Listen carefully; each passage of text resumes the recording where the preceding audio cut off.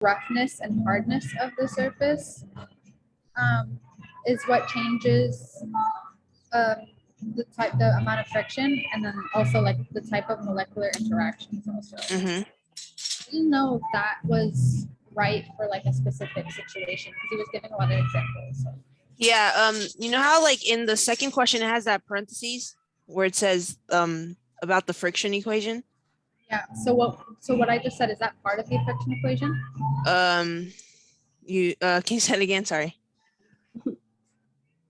Yeah. So what I wrote down is that the two methods that can alter friction are the roughness and hardness of the surface, and then also the type of molecular interaction of the surface itself.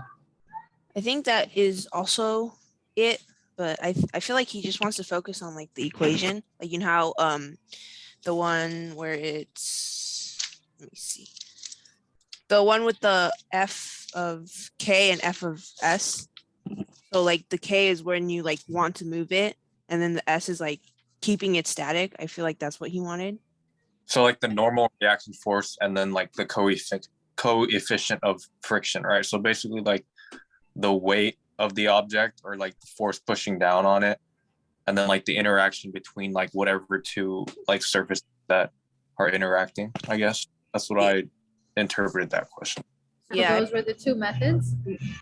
I put two methods by which you can alter friction is in a given equation is with the kinetic friction equation, which calculates the friction force that allows an object to move, as well as the static friction equation that shows the friction applied when there is no motion.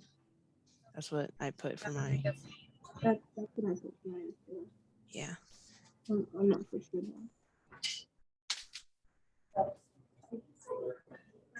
Ready?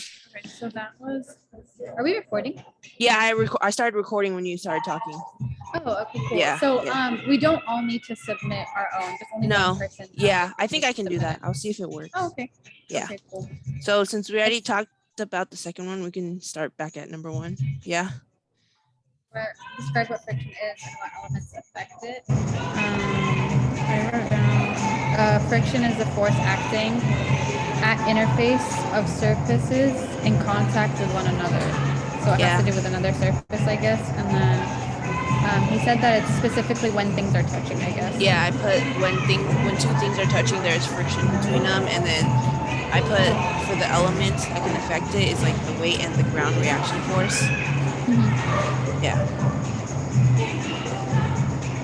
You can't hear me?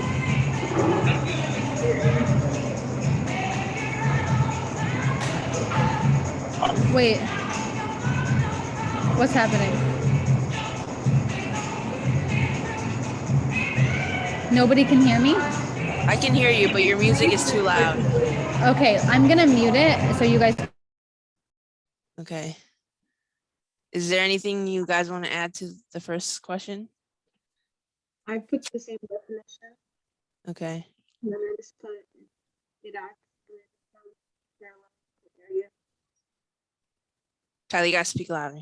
Cannot hear you on that one. It acts in a different parallel to the area of contact. Okay. Shaw, do you have anything?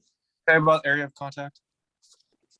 It acts in a different parallel to the area of contact. Oh, like if it's at an angle, like since it'll act perpendicular to it, it'll be like a different force. Yeah. Mm-hmm. Yeah. Okay. Okay. Number 3. Jessica, you want to go first? So it'd be. Yeah, because I'm the loudest. I'm sorry. Yeah, it's okay. So the third one asks about sporting equipment. So the one that I immediately thought of, I'm a swimmer, so like we used like either the hand fins or the feet fins. So like that one, it's like opposing water, so it's the water surface versus the fin itself. That's the first thing I thought of. But I was also thinking how actually no, never mind. That was my one example that I thought of immediately. Okay. So, yeah. I don't know that much about the fins. So how does that? I wonder how that works. It like pushes, like it helps you push the water more easily. Okay. because it's like a Makes your plate. fingers like Yeah. it's like webbed fingers, so that you can just slide your hand down in the water. Yeah, it's Okay. easier. And then it feels weird after you take it off and you start swimming again. Yeah. Okay, I can go next. An example of a piece of sporting equipment that uses the concept of friction would be the sweeper of the curling stone. And this is because in curling, the athletes like essentially sweep the ice, which creates the friction to melt the ice because they're like moving very fast. And it allows for like a decrease in friction with the contact of the ice. And then the stone that they use in the sport, it allows it to travel long distances and like it like helps it straighten out the path. I use the same example, curling. I that's what I thought of too, but one I thought of like off the top of my head maybe like you know how in billiards like you'll rub the The cue. chalk. Yeah, so I feel like that has something to do with utilizing the concept of friction because maybe like the tip of the stick itself, maybe it's not favorable to get like a straight shot. So if you add like the cue, maybe it'll be like a more accurate hit of the ball. That's what I thought of. I feel like chalk in general is just like helping, like I think it has both functions in decreasing and increasing it. Like weight dudes who like Yeah. We like in weightlifting, and we throw shot and like disc and everything. We use chalk to help with the friction and keep it against our neck. So Yeah. also like I just like sweat and stuff, right? So it's not slick for sure. Yeah. Okay. Jessica, you want to go for number 4? So this one I was actually kind of stuck on because when I was thinking about rehab specific tools that they use for friction, I didn't know if since you're in rehab, you want something that reduces friction or something that increases friction. So I don't know. I was thinking about, because I work at a PT clinic and we always use resistance bands for anything. So I thought of resistance bands for friction, but I didn't know if that was exactly right or if that's that specific use for it. I feel like probably just like depending on the movement you do and how you move your body. Like I think if you're going against it, you're like if you're pulling it, probably creates more friction. And then But would resistance bands be like, right? I think. yeah, I think that would be one. Yeah. Okay. Yeah. Okay. What I chose was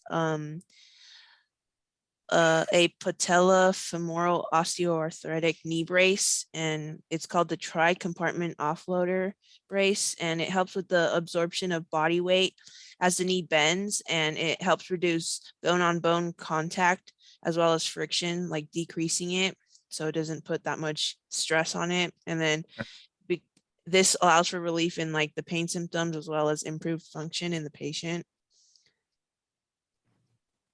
Like going back to like what Jessica was saying, like I was a little confused with my example because I used a tendonitis band and it puts more like friction on your knee and like puts pressure on your tendon, like your tendon, which you would think that would like cause more pressure, but it's supposed to relieve the pressure.